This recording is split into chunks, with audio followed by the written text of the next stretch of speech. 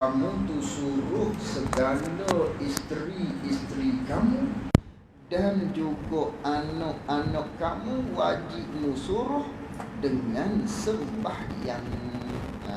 Wajib kita suruh anak-anak kita, wajib kita suruh kalau nisbah kita tu suami pada isteri, wajib suruh dia tu dengan sembahyang. Itu satu. Dan memeliharakan atasnya atas sembahyang. Wajib juga kita suruh dia supaya dia pelihara sembahyang, supaya dia jaga sembahyang.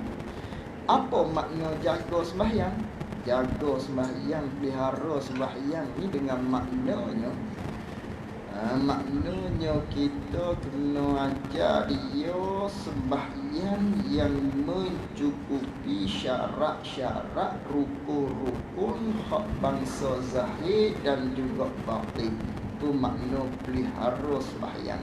Wajib atas kita sebagai seorang bapa, atas kita sebagai seorang suami, suruh bini, suruh anak dengan sembahyang. Bukan sekadar suruh saja, suruh juga dia jaga sembahyang tadi.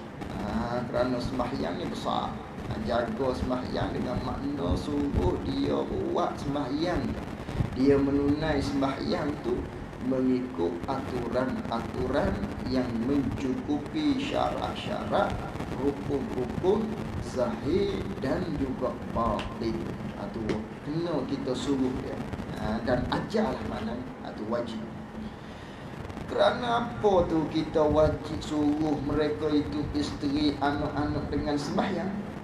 Kerana bahawasanya mereka itu isteri-isteri, mereka itu anak-anak tu, mereka tu amanah Allah Ta'ala pada kamu. Amanah daripada Allah. Amanah isteri itu dan juga anak tu ialah amanah daripada Allah. Allah suruh kita jaga. Allah Ta'ala beritahu pada kita supaya kita tadi itu pelihara anak isteri tadi.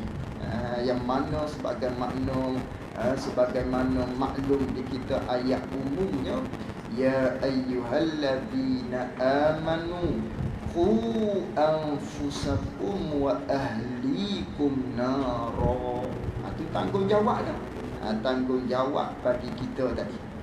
Umum ayatnya Allah Ta'ala firman, hei orang-orang yang beriman, qu anfusakum, jaga oleh kamu, pelihara oleh kamu akan diri kamu, wa ahlikum, dan kamu kena jaga ahli-ahli kamu. Siapa ahli kamu? Kena pada isteri, kena kepada anak-anak. Jaga daripada kena bakaran api neraka. Jaga jangan bagi mereka kena, kita sendiri pun kena daripada azab neraka Allah Subhanahu wa Ta'ala. Maka di antaranya di antara hak kita kena jaga daripada kena api neraka bagi mereka anak isteri tadi, suruh dia dengan sembahyang, dan dia kena jaga, suruh juga dia maknanya jaga sembahyang tadi. Itu amanah daripada Allah isteri anak tadi. Dan bahawasanya firman Allah Subhanahu wa Ta'ala, ya ayyuhalladzina amanu la takhunullaha war rasul wa takhunu amanatikum wa antum ta'lamun. Artinya, hei segala mereka yang percaya akan Allah. Ya ayyuhalladzina amanu, hei orang-orang, hei mereka mana? Mereka hak beriman kepada Allah, hak percaya akan Allah, yakni hak beriman kepada Allah. Apa Allah Ta'ala kata kepada orang yang beriman tadi? la takhunullaha war rasul. Jangan kamu khianat akan Allah Ta'ala dan Rasul kamu. Jangan kamu khianat akan Allah, jangan mukhianat kepada Rasul, dan jangan kamu khianat juga akan segala amanah kamu. Kamu jangan khianat juga kepada segala amanah yang Allah Ta'ala amanahkan kepada kamu. Apa amanah Allah Ta'ala pada kitanya? Yakni, itu nak tafsir amanah tu lah. Amanah Allah Ta'ala bagi pada kita tu, yakni segala barang, segala perkara-perkara yang diamanahkan kamu atasnya, atas perkara Allah Ta'ala amanahkan kita tu apa dia? Daripada agama dan lain daripada agama. Hak bantu agama Allah Ta'ala amanahkan kepada kita, maknanya anak isteri kita tu suruh dengan sembahyang, itu panggil kepada agama. Kemudian anak isteri kita tu juga kita kena jaga dia dengan kehidupan dunia, kena beri makan, minum dan sebagainya, pelihara dia daripada kena cedera dan sebagainya. Itu amanah hak lain daripada maknanya hak benda agama. Hak keduniaan pun kena jaga lagu. Itu Allah Ta'ala firman dalam Al-Quran. Wa antum ta'lamun, dan padahal kamu ketahui. Iaitu firman Allah Ta'ala yang mana Allah Ta'ala suruh kita jaga amanah kita. Mana amanah kitanya? Bagi orang beristeri dah, isteri dia itulah amanah dia. Amanah daripada Allah, kena jaga. Isteri itu kena jaga. Bukan setakat jaga kehidupan dunia, tapi jaga untuk agama tadi. Pastikan dia juga seperti kita lulus untuk akhirat. Bukan sedap kita saja dah. Bukan buat amal kita saja, tidak. Untuk lepas kita saja daripada neraka, jangan. Isteri pun sama, kena jaga. Begitu juga anak-anak kita. Itu amanah Allah Subhanahu wa Ta'ala. Cuma bicara kita fokusnya dalam bab sembahyang. Bukan tertentu pada sembahyang saja, hak lain. Tiap-tiap benda hak Allah wajibkan semuanya. Maknanya kita kena suruh dia. Nampak lihat, kena suruh, kena ajar dan sebagainya pada isteri dan anak tadi. Adapun sini ni fokus kepada bab solat. Kerana kita ni duk bicara bab sembahyang. Dan sabda Nabi sallallahu alaihi wasallam, Allah tu bulan. Orang ada kitab lah. Baru-baru ni adik-adik ni tak ada kitab lagi. Pelajar baru ni tak apalah, nanti beli juga nanti. Tak ada nanti. Allah tu bulan. Tu la'alla sawab. Tulis tepi tu mudah-mudahan tidak ada. Allah tu lebih, cetakan lebih Allah tu. Jangan pakah. Orang ada kitab tu jangan pakah macam tu. Takut-takutnya ya. Takut-takutnya betul dah. Tu tak faham. Takut-takut gitu. Jangan pakah kitab orang. Tulisan orang ni takut-takut betul dah. Takut kita salah. Baiki kita betul, salah lah kita ni. Jadi pula buat kat tepi tu, mudah-mudahan tidak ada lafaz ni. Perkataan Allah ni lebih. Itu pandailah asal kita faham. Dan sabda Nabi sallallahu alaihi wasallam, Nabi kata kepada dan sabda Nabi sallallahu alaihi wasallam, sabda Nabi tu pada segala perempuan, yakni sabda Nabi duk cerita tentang kelakuan perihal seorang perempuan. Itu makna. Dan sabda Nabi sallallahu alaihi wasallam pada segala perempuan, yakni Nabi duk cerita hal-hal berkaitan dengan kelakuan seorang perempuan. Nabi duk cerita masalah tu. Maka bahawasanya mereka itu segala perempuan tu, Nabi kata, isteri anakmu tu lah segala perempuan tu. Mereka tu ialah beberapa amanah, yakni amanah daripada Allah. Amanah Allah pada kamu, yakni hei laki-laki hak bergelar suami dan juga bapa tadi.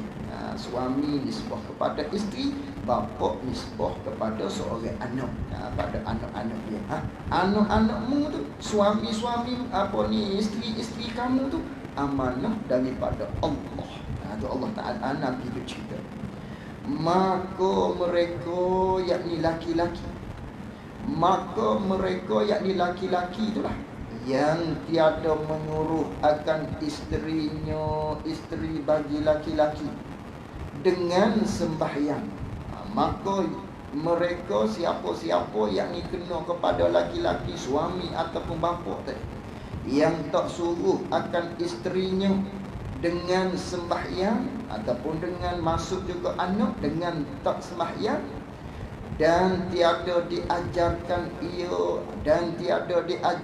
sembahyang, dan juga dia tak ajar sembahyang. Mereka ni mereka hak tak suruh isteri dengan sembahyang, mereka hak tak ajar isteri dia dengan sembahyang, ataupun mereka hak tak ajar anak sembahyang, tak suruh anak sembahyang, maka senyo Nabi kata telah khianat ia mereka tadi, ia lelaki yang diberi amanah oleh Allah pada dia telah khianat akan Allah dan Rasulnya, Rasul bagi Allah. Dia khianat Allah, dia khianat pada Rasul. Allah Ta'ala suruh perintah supaya kita jaga anak bini tadi tu, jaga daripada kena neraka. Di antaranya suruh sembahyang, ajar dia sembahyang anak isteri.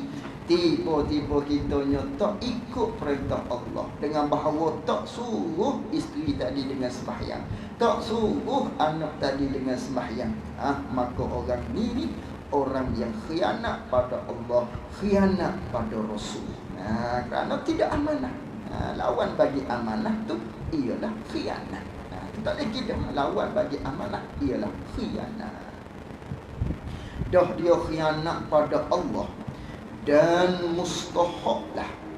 Dah dia khianat pada Allah orang ni dan mustahaklah, selayaknya, patutlah orang tadi tu, mustahaklah ia orang hak tak suruh bini dengan sembahyang ataupun tak suruh anak dengan sembahyang, tak ajar bini sembahyang, tak ajar anak sembahyang ni, mustahaklah ia daripada Allah Ta'ala akan seksa. Layaklah dia terima seksa daripada Allah. Kerana apa layak bagi dia kena terima seksa ni? Kerana bahawasanya tiada mengikut ia mereka tadi akan firman Allah. Kerana dia tak ikut perintah Allah. Mana perintah Allah, firman Allah dalam Qurannya? Allah Ta'ala suruh perintah kita tadi tu dengan suruh semaya mereka tadi. Itu firman Allah Ta'alanya. Allah Ta'ala berfirman, wa'mur ahlaka bis-salah wastabir 'alaiha la nas'aluka rizqa nahnu narzuquka wal 'aqibatu littaqwa. Ini perintah Allah Ta'ala. Allah perintah kita laki-laki ni supaya suruh dan ajar mereka dengan sembahyang. Itu dalilnya, wa'mur ahlaka bis-salah wastabir 'alaiha la nas'aluka rizqa nahnu narzuquka wal 'aqibatu littaqwa. Maka makna ayat ni telah terdahulu sebut makna. Makna ayat tu wa'mur ahlaka hingga littaqwa ni, makna dia telah sebut dah. Mana telah sebut tu? Di muka surat 6 ada dah. Wa'mur ahlaka bis-salah di muka surat 6 tu ada dah makna dia. Makna dia suruh olehmu akan ahli kamu dengan sembahyang. Atau wa'mur ahlaka bis-salah, suruh olehmu akan ahli kamu. Ahli kamu tu siapa? Anak bini tu lah. Dengan sembahyang. No suruh dia sembahyang. Itu perintah daripada Allah. Dan kamu sabar atasnya, atas suruh sembahyang. Dan hendaklah kamu sabar Aduk suruh, engkau suruh tu tiap-tiap waktu. Zuhur, asar, maghrib, isya, tu 5 waktu semua tu lah. Kena sabar atas suruh dia tu dengan sembahyang. La nas'aluka rizqa, tiada kami berarti akan kamu akan rezeki, yakni Allah Taala tak minta pun dengan kamu rezeki tu, bahkan kamilah kata Allah yang memberi rezeki akan kamu, dan syurga itu bagi orang yang takut akan Allah Taala. Itu terjemahan daripada ayat yang tersebut. Itu perintah daripada Allah, kena suruh, wajib suruh. Terutamanya anak lah. Anak ni kita tak bini lagi tak apalah.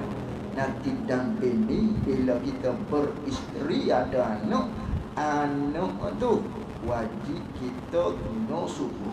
Isteri benarlah.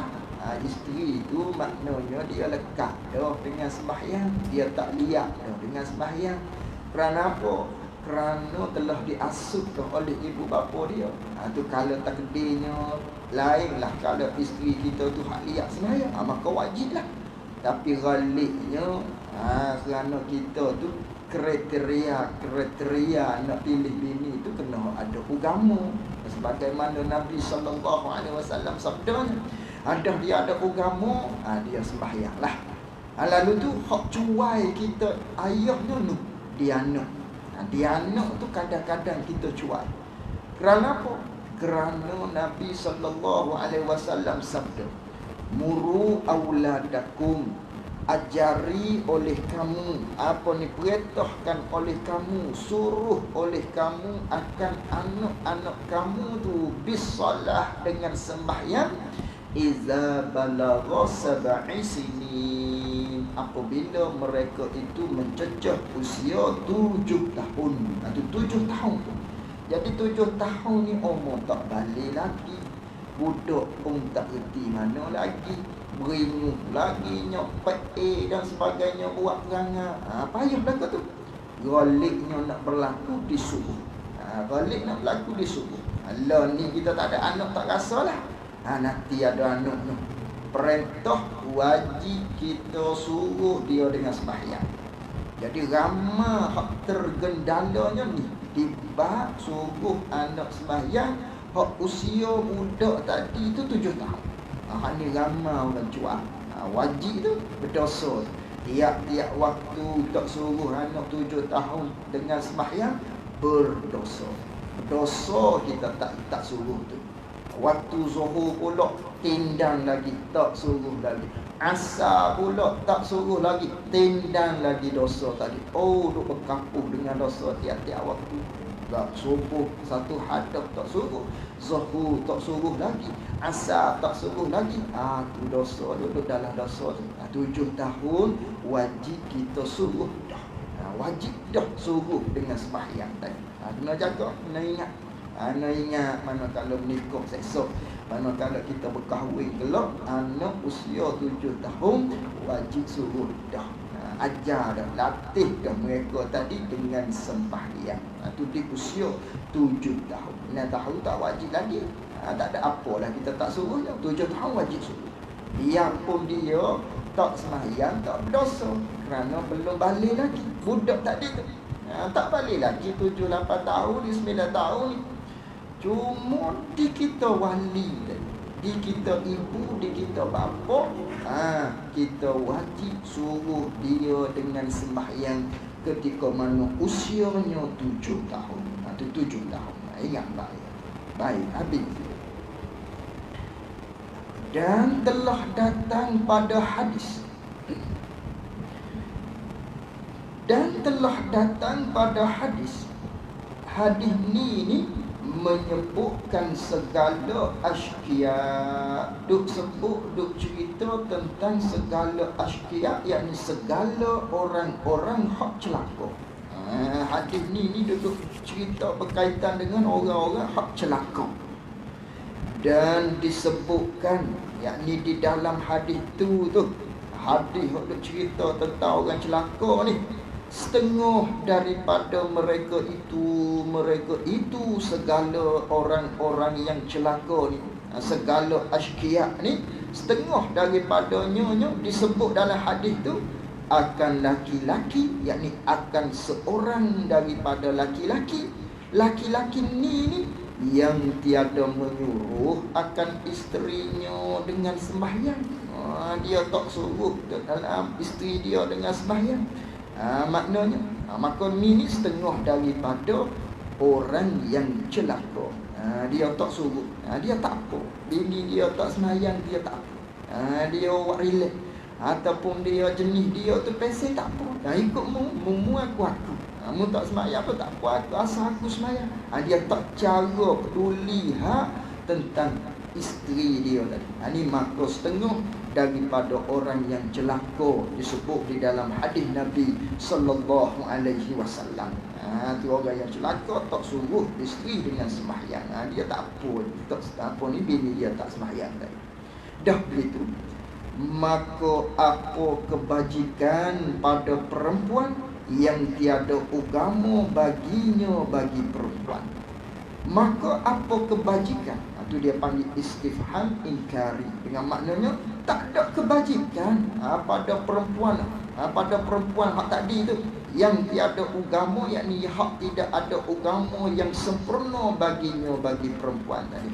Perempuan tadi tu, perempuan maknanya hak tak sembahyang ni, dia tu tidak ada agama yang sempurna. Manakala tidak ada agama dia, tidak ada agama hak sempurna dia kerana dia tak sembahyang, tak ada kebajikan di dia.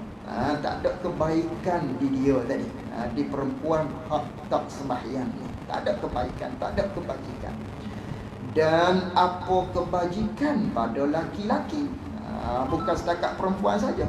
Dan apa kebajikan, yakni tidak ada kebajikan pada laki-laki yang tiada menyuruhkan akan isterinya.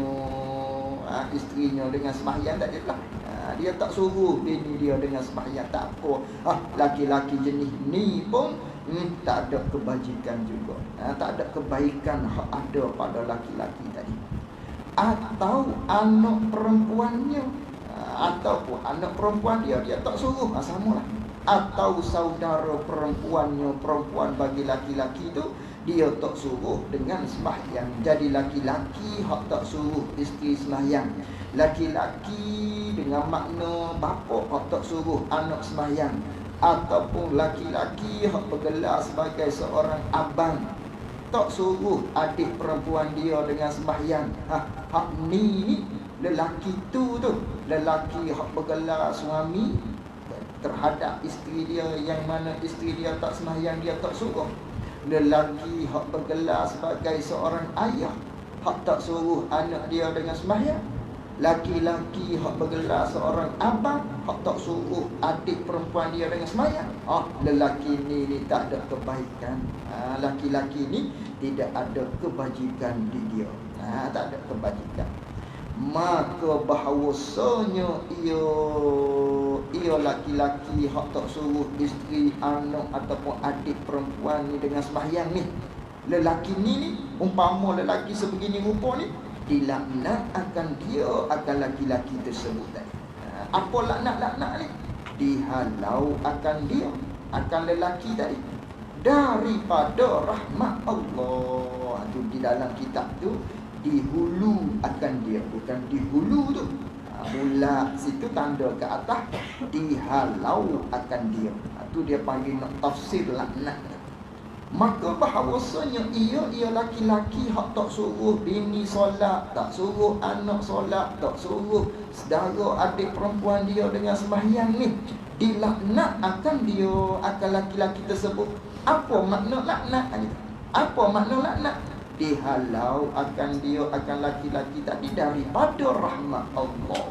Dilaknat dengan dihalau dengan makna dijauhkan daripada rahmat Allah Subhanahu wa ta'ala. Laki-laki tadi tidak ada kebajikan bagi seseorang tersebut. Ini pentingnya bab sembahyang ni.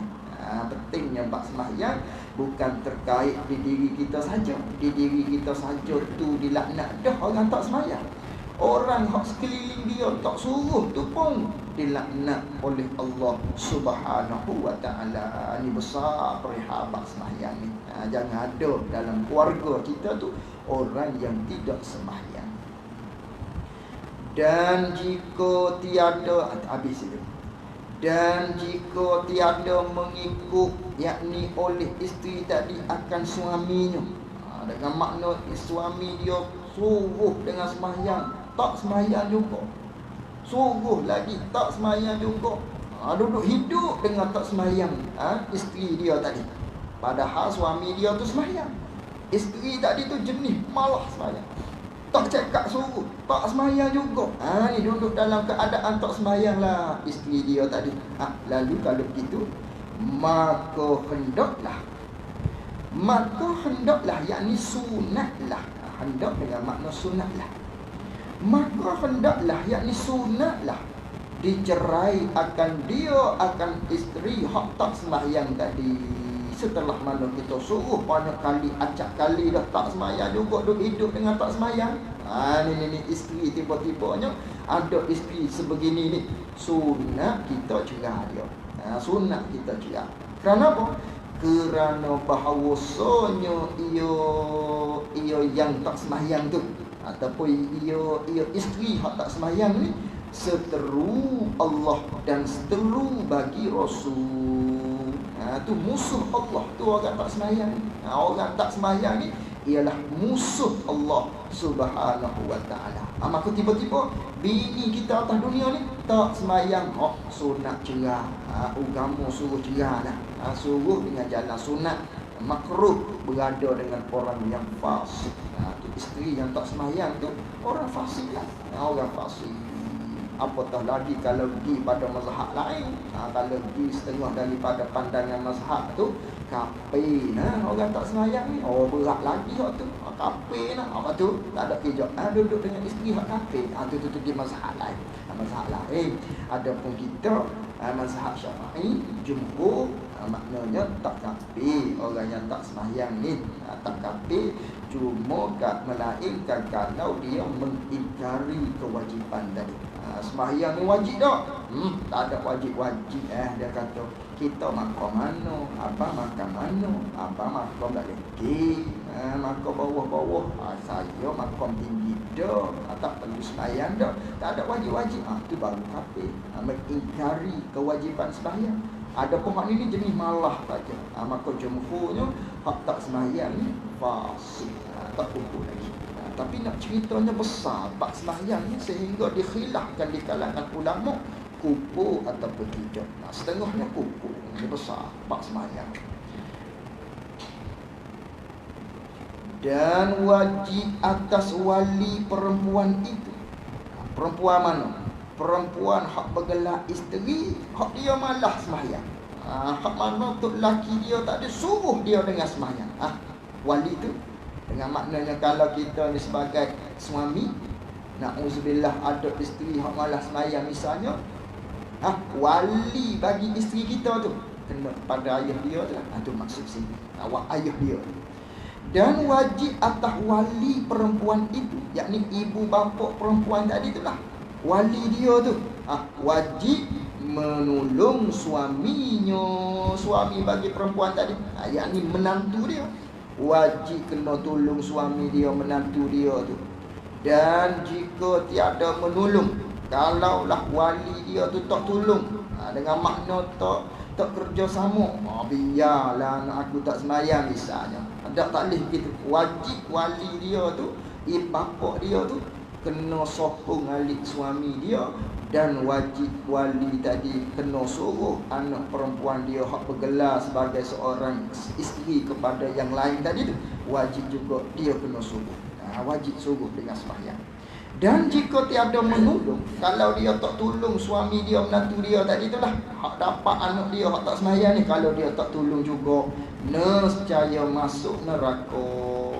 Yakni wali tadi kerana tak suruh, maknanya tak suruh anak perempuan dia tu dengan sembahyang. Walaupun anak perempuan dia telah diambil, dipindahnya kepada sang suami tadi, iaitu menantu dia, wajib dia kena suruh juga. Dan mustahaklah ia wali bagi isteri tadi, layaklah bagi ia wali bagi isteri yang mana perempuan tadi tak sembahyang tu. Layak akan murka Allah. Manakala layak murka Allah, kemarahan Allah, lalu tu diazabnya, yakni diazab oleh Allah Ta'ala pada hari kiamat. Kerana benda ni wajib. Wali tadi kena paksa, kena suruh, kena sukung alik suami dia tadi, yang mana suami dia tu suruh anak dia tu dengan sembahyang. Maka bertolong-tolong olehmu, hei saudara-saudara. Maka bertolong-tolong olehmu, hei saudara-saudaraku, saudara-saudaraku pada seagama. Hendaklah kamu bertolong-tolong, berpakat-pakat atas taat Tuhan kamu. Pada nak buat taat pada Allah Subhanahu wa taala, kena pakat tolong-menolong. Wa ta'awanu 'alal birri wat taqwa. Kalau kita pakat-pakat tolong begitu, nescaya bahagia kamu. Kalau kita ikut perintah Allah, kat bahagialah kita. Dan kekayaan kamu, yakni kekayaan di akhirat kelak, dan kelepasan kamu daripada azab Allah bila kita bertolong-tolong pada taat pada Allah Subhanahu wa taala. Dan jangan kamu bermudah-mudah. Jangan sesekali kita ni bermudah-mudah dengan pekerjaan ini, yakni di dalam bab sembahyang ni. Jangan kamu bermudah-mudah dengan perihal berkaitan dengan sembahyang ni. Maka demi Allah, ini nasihat pengarang ni. Maka demi Allah, pengarang kata, bahawasanya tiada bermudah-mudah dengan pekerjaan ini. Tidak adalah bagi orang yang bermudah-mudah, wak senang-senang dengan pekerjaan sembahyang ni, wak remeh dengan pekerjaan sembahyang ni. Tidak adalah, melainkan mereka yang tidak ada kebajikan padanya pada mereka. Tak lain tak bukan orang ni orang hak bermudah-mudah dengan sembahyang ni, orang yang tidak ada kebaikan pada dia. Orang ni orang hak tak pakar. Kalau kita panggil orang hak tak pakar, orang jenis jahat ni. Kerana apa? Kerana bermudah-mudah dengan sembahyang. Dan patutlah atasnya, atas mereka bermudah-mudah dengan sembahyang ni, layaklah atasnya kalimatul azab. Apa kalimatul azab? Kalimatul azab maknanya patutlah atasnya janjian azab daripada Allah. Itu maksudnya. Kalimatul azab maknanya janjian azab daripada Allah. Patutlah bagi dia kena seksa, janji daripada Allah nak seksa. Seperti firman Allah Ta'ala, sebagaimana Allah Ta'ala firman dalam Al-Quran, wa haqqa alaihimul qawlu fi umamin qad khalat min qablihim minal jinni wal ins innahum kanu khasirin. Artinya, patutlah atas mereka itu, layaklah kata Allah atas mereka itu. Mereka itu, siapa mereka itu? Mereka itu hak mana dia sangka dia buat baik, padahal dia termakan dengan syaitan. Siapa? Setengah daripadanya mereka hak bermudah-mudah dengan sembahyang ni lah dalam bab kita ni. Ataupun mereka hak tak sembahyang ni. Ataupun dia tu suami tak suruh isteri dengan sembahyang, kalau isteri jenis tak sembahyang. Ataupun dia tak suruh anak dia dengan sembahyang. Mereka ni patut kata Allah Ta'ala dengan azab. Allah Ta'ala firman patut bagi dia ni dengan azab. Patut bagi dia tu kena azab pada perhimpunan, yakni sebagaimana janjian Allah Ta'ala tu kena azab tu pada perhimpunan, pada sekumpulan beberapa umat yang telah binasa dahulu daripada mereka itu. Mereka itu Allah Ta'ala khitabkan kataan tadi tu daripada jin dan manusia, yakni Allah Ta'ala maknanya di umat-umat dulu binasa dah. Allah Ta'ala binasa dah umat-umat hak sebelum daripada umat Nabi sallallahu alaihi wasallam ni, hak mana mereka tadi tak sembahyang. Jadi zaman kita umat Nabi sallallahu alaihi wasallam ni, jangan ada orang hak tak sembahyang, akan dibinasa oleh Allah Subhanahu wa taala. Dan bahawasanya mereka itu umat hak telah binasa oleh Allah Taala yang terdahulu tu adalah sekaliannya mereka tadi orang yang kerugian, orang-orang hak rugi. Innahum kanu khasirin, mereka masuk dalam keadaan orang hak rugi. Habis itu. Dan berkata Al-Habib Abdullah bin Alawi Al-Haddad dalam kitab An-Nasaih, dalam kitab Nasaih, wallahu a'lam wa ilmuhu wa adam.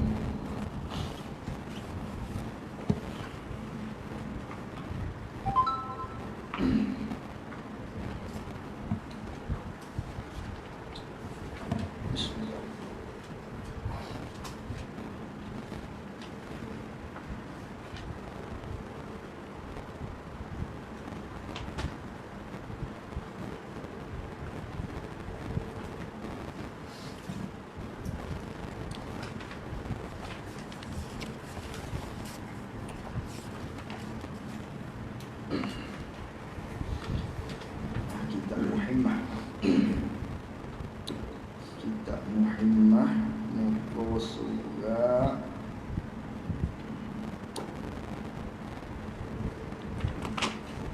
19, muka surat 19 baris yang ke-6 daripada atas.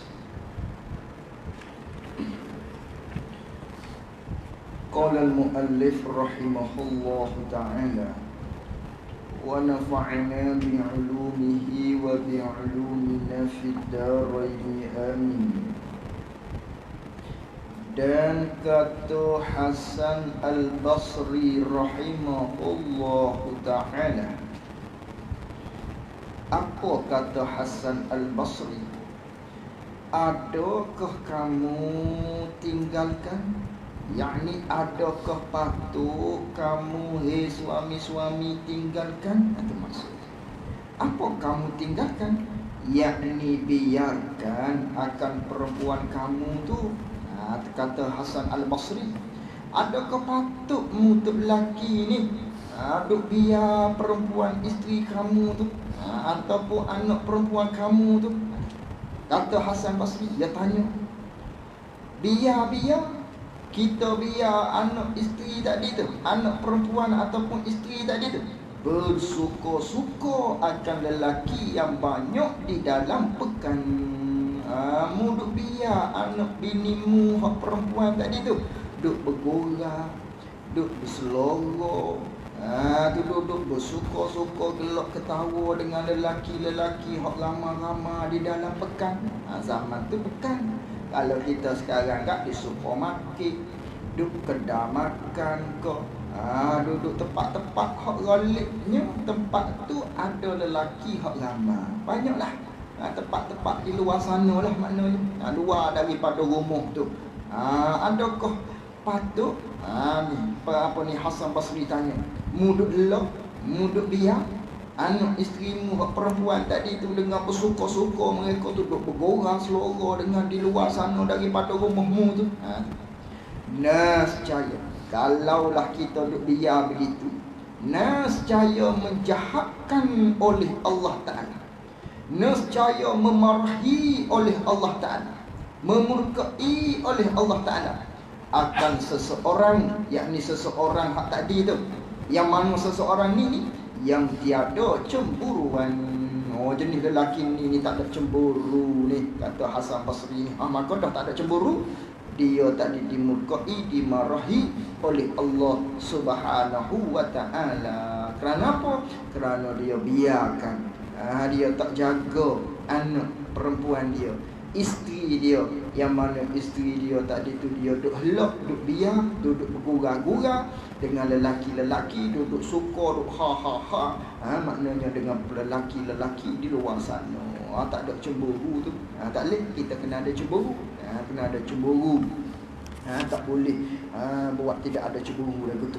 Manakala dia duduk cakap dengan lelaki-lelaki lain, kena tanya, kena jaga. Kita kena usul periksa dengan siapa dan sebagainya tadi. Dan telah berkata Imam Ghazali pula, dengan kata Imam Ghazali, dan adalah telah memberi izin oleh Rasulullah sallallahu alaihi wasallam. Kata Imam Ghazali ni dalam kitab dia tu lah.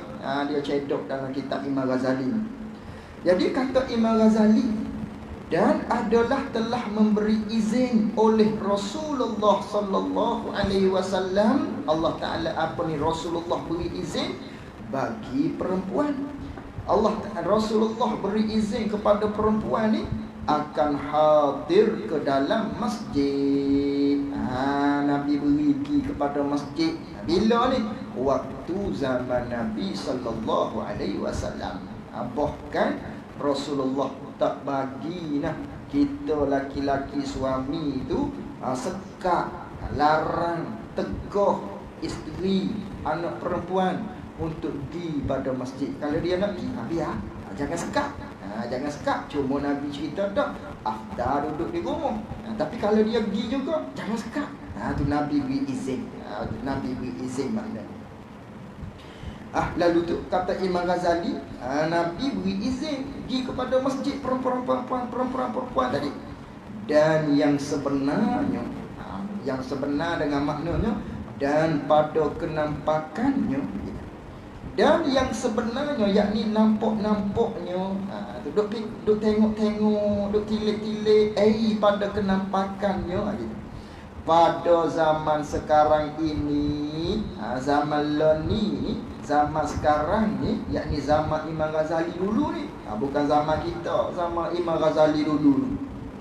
Pada zaman sekarang ni, kata Imam Ghazali, kata dia nampak-nampaknya ditegahkan akan perempuan tadi hadir ke masjid. Ditegah dengan mana?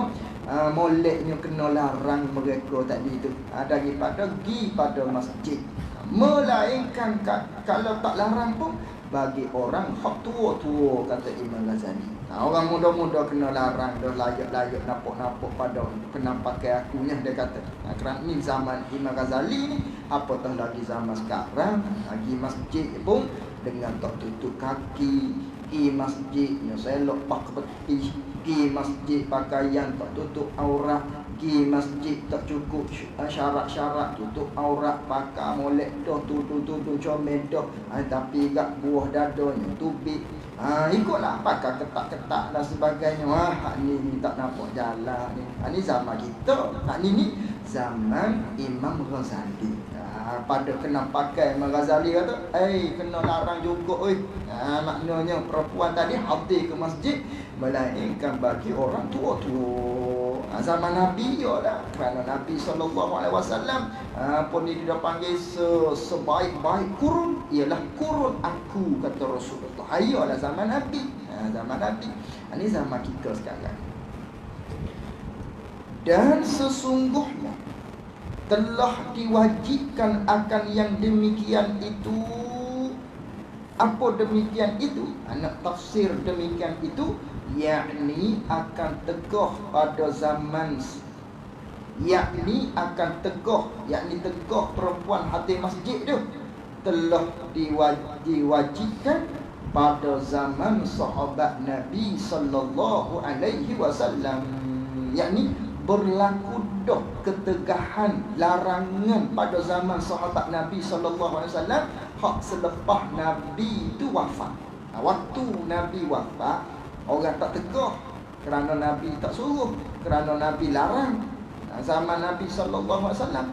Tapi ada berlaku dah hawa-hawa, ada berlaku dah sikit-sikit, maknanya ada sahabat-sahabat ni dia larang isteri mereka ataupun anak perempuan ni untuk pergi pada masjid. Hingga berkata Siti Aisyah radhiyallahu anha, jika mengetahui oleh Nabi sallallahu alaihi wasallam. Ni kata Sayyidatuna Aisyah ni ketika mana Nabi wafat dah ni. Ketika mana Rasulullah sudah pun wafat. Jika mengetahuilah oleh Nabi SAW akan barang, akan fitnah-fitnah yang didatangkan oleh perempuan, yang kemudian daripada wafat Nabi SAW, kalaulah Nabi hidup lagi, maknanya gitu, nascaya menegahkan ia Nabi SAW akan mereka itu segala perempuan tadi, tegah larang daripada keluar daripada rumah mereka itu perempuan-perempuan, larang keluar tu ke dalam masjid, yakni pergi ke masjid atau lain daripada masjid. Ni kata Sayyidatuna Aisyah. Kalaulah maknanya Nabi tu ada lagi lah, kalau perempuan nampak raya beginilah caranya, maknanya tak jaga, timbul fitnah bagi laki-laki pula, Nabi akan larang ni, kata Sayyidatina Aisyah. Mesti Nabi akan larang ni kalau jadi begini ni. Kalau waktu Nabi hidup dulu, iyalah, kerana perempuan tu dijaga apa semuanya zaman Rasulullah. Ada pohon ni di zaman sahabat ni wafat dah Nabi, lama dah Nabi nya tak ada, timbul dah sikit-sikit.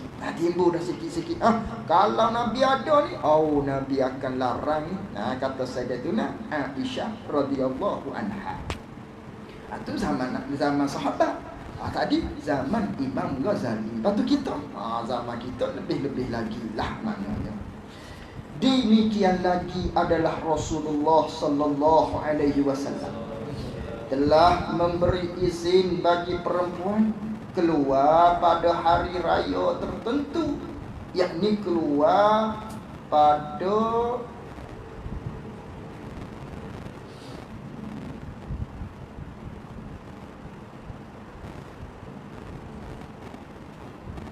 gini.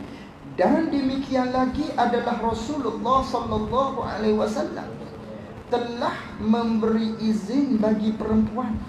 Ada Nabi izin kepada perempuan dia tu keluar tertentu pada hari raya, ataupun pada hari raya tertentu sahaja, dengan maknanya pada hari raya saja je Nabi izin keluar pada perempuan-perempuan tadi. Tetapi tiada harus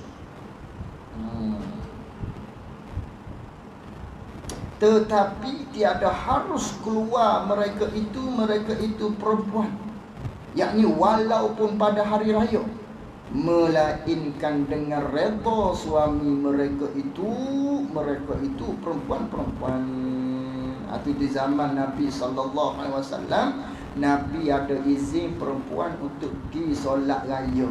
Pada hari raya tu Nabi izin untuk keluar, untuk pergi dengan khutbah bersama-sama. Cuma zaman tu Nabi SAW dia berkhutbah pada hak laki-laki suku. Kemudian Nabi berjalan ke belakang pula kerana perempuan di belakang. Nabi berkhutbah suku di kepada perempuan-perempuan. Di antara khutbah Nabi, hak Nabi sebut kepada perempuan-perempuan pada khutbah hari rayanya, Nabi kata, ramah hak aku lihatnya daripada neraka, dalam isi neraka itu kandungannya daripada perempuan-perempuan. Itu di antara khutbah Nabi sallallahu alaihi wasallam. Lalu tu walaupun Nabi izin maknanya perempuan tadi keluar, maknanya untuk solat hari raya, tapi tiada harus keluar tadi itu, melainkan dengan redha suami mereka itu. Dan keluar sekarang ini, dan keluar pada zaman kita ni, harus boleh bagi perempuan tadi, tapi syaratnya yang terpelihara daripada kejahatan. Kena perempuan tadi tu dia kena jaga diri dia, aurat dia, jangan bagi bawa kepada fitnah. Itu maksud dia. Dan harus bagi dia tadi untuk keluar, kena jaga semua sekali aurat-aurat tadi. Keluar tu pula dengan redha suaminya. Bolehlah kalau nak keluar pun, tapi kena jaga tutup aurat dan sebagainya. Serta tambah satu lagi dengan redha suami dia. Suami dia izin keluar. Kalau anak, ayah dia izin keluar. Tetapi sungguh pun itu harus nak keluar tu dengan syarat tutup aurat, jangan bawa pada fitnah dan sebagainya. tetapi duduk di rumahnya itu terlebih sejahtera, terlebih selamat bagi perempuan. Kerana apa? Selamat daripada apa? Selamat daripada cemburuan dan selamat daripada fitnah. Terlebih afdalnya maknanya duduk di rumah. Duduk di rumah tu lebih baik lagi, terlebih selamat lagi daripada kena fitnah ataupun daripada kena cemburu-cemburu oleh laki-laki ataupun suami dia tadi. Selamatlah kerana duduk di rumah. Bawa kepada tak cemburu dan bawa juga kepada tidak ada timbul fitnah. Itu lebih baik lagi. Adapun apabila keluar perempuan sekarang, yakni zaman ini ni, tapi hak keluar ni yang tiada takut akan Allah Ta'ala pula. Hak tadi harus keluar. Bagi siapa? Perempuan hak boleh tutup aurat, hak boleh jaga batas-batas, hak takkan timbul fitnah, tu pun boleh keluar, sebaiknya duduk di rumah. Hak ni perempuan hak tak takut pada Allah Ta'ala pula. Jenis tak jaga aurat, boleh timbul fitnah dan sebagainya ni. Dia keluar tu kerana pergi bermain-main, pergi patah misalnya, dan bersukur-sukur pada suatu tempat, umpamanya sama ada tempat tu pada daratan atau pada lautan, ikutlah, pergi pula ke, pergi derak di mall ke dan sebagainya, tapi dia tak takut pada Allah. Lagi yang tiada memelihara ia perempuan tadi daripada membawa lelaki yang hilang, tak jaga pergaulan dia dengan lelaki-lelaki hak sah nikah, maka memandanglah oleh lelaki yang tersebut itu, lelaki yang hilang ni lelaki yang sah nikah dengan dia.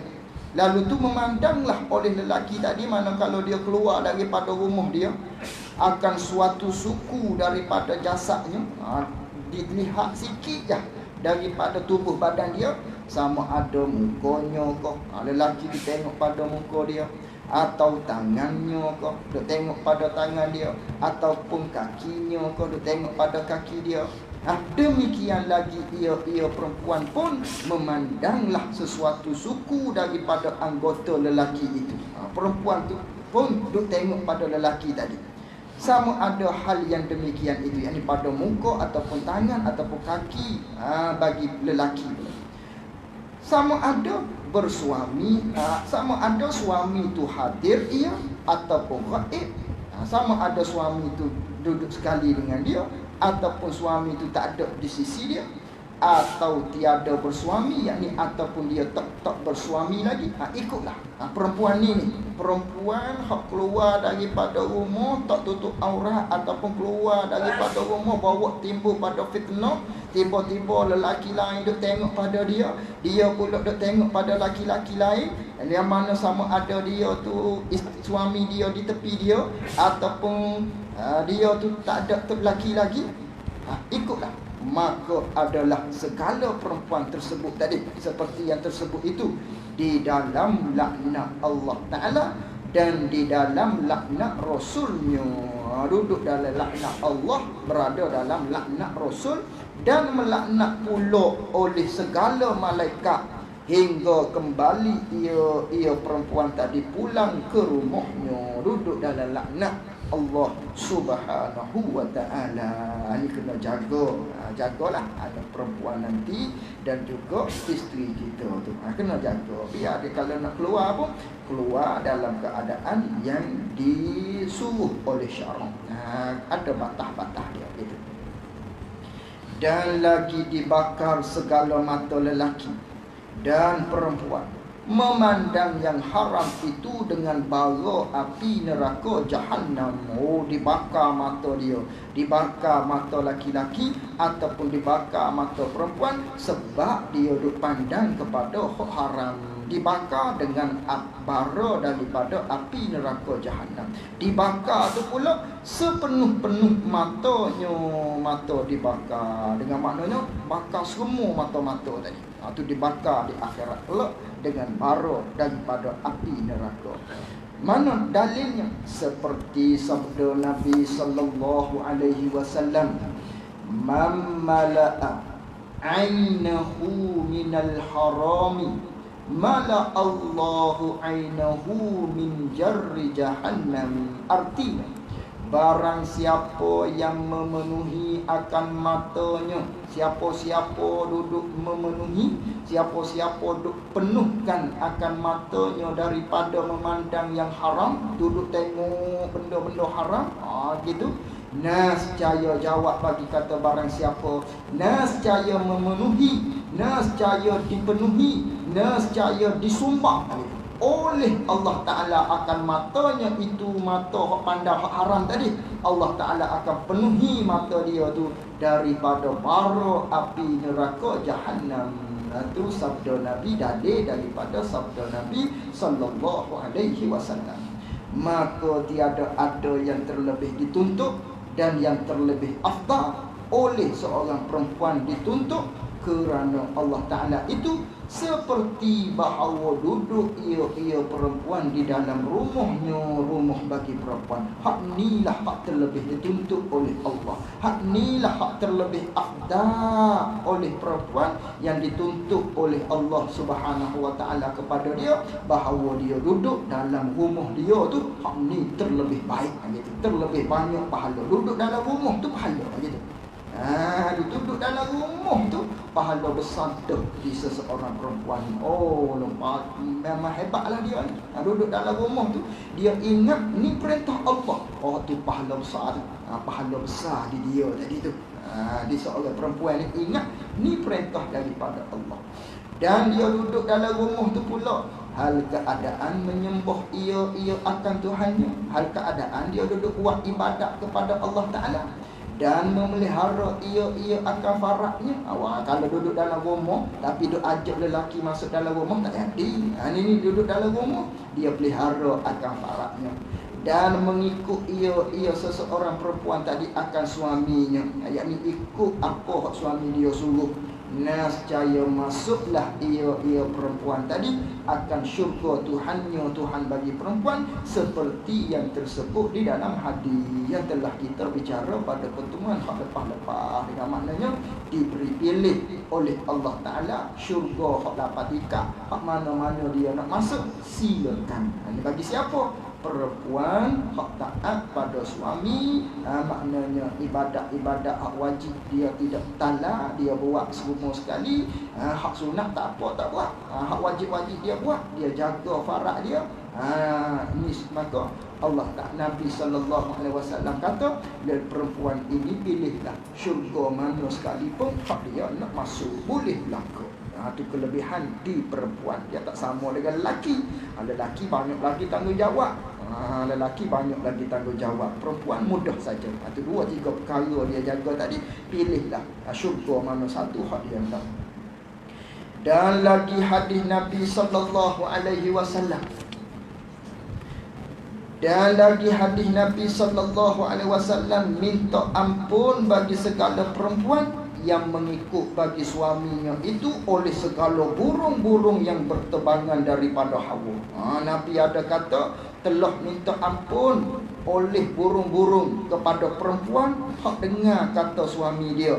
Selagi mana suami dia suruh, hak tidak melanggar syarat, maknanya maknanya minta ampun oleh segala burung-burung yang berterbangan di udara, di hawa, dan segala ikan yang berada di dalam air. Tu banyak tu. Burung-burung tu banyak tu. Serata dunia sebanyak mana tu burung ada tu. Semua sekali tu duk minta ampun kepada perempuan. Ikan-ikan yang ada di dalam laut tu, duduk minta ampun kepada perempuan tersebut. Dan segala malaikat yang ada pada langit dan matahari dan bulan. Malaikat yang ada pada langit semua minta ampun. Dan matahari pun minta ampun. Dan bulan pun minta ampun. Selama mana ada perempuan itu di dalam keredaan suaminya. Duduk minta ampun segala-gala makhluk ni kepada perempuan tersebut. Itu lebihnya bagi perempuan yang mana dia tadi taat kepada suami, taat pada Allah Rasul, taat pada suami. Itu lebihnya perempuan yang tersebut tadi. Dan berkata Imam Ghazali, wallahu a'lam wa ilmuhu wa'lam, jazakumullahu khairan jazak. Assalamualaikum warahmatullahi wabarakatuh.